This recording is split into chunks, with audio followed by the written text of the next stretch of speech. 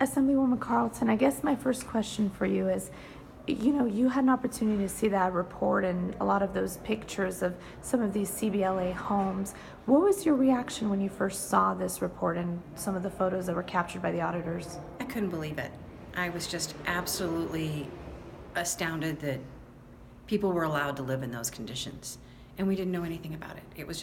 I just could not believe it, and had to go back through the report a couple of times and try to figure out in the report what went wrong. So having the meeting today was very helpful to be able to have the conversation with Ms. Rookie about, where should they've been, where they're going, but unless there's some discipline involved, unless there's some consequences involved, I'm just afraid people only care about the profit motive, and that's the problem. There shouldn't be a profit motive when it comes to care for the mentally ill. There shouldn't be, and it's wrong.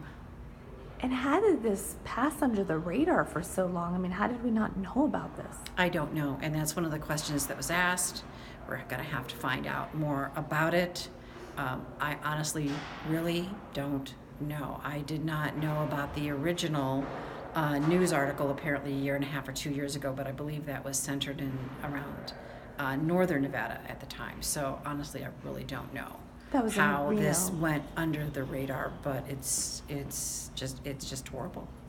Okay, and then last question for you is, you mentioned a little bit about disciplinary action. What do you think needs to be done to ensure that this never happens again, and that these folks are put in better conditions going forward? I think the state needs to step up and take care of some of these folks. I believe if the home was run with a little more state oversight, possibly have state employees in the home. I'm not talking full institutionalism, but there's some in-between ground. Some people may need more help.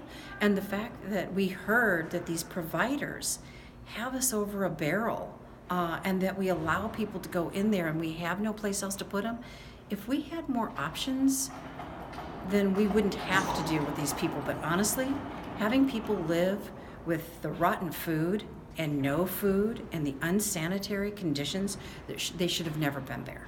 There's no excuse for these mentally ill patients to have been treated this way.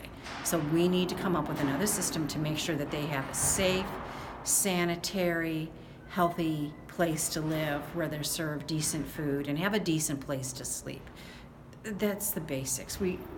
Every human deserves to have those types of things. So we really need to look how we provide options for people so we aren't held hostage by these companies.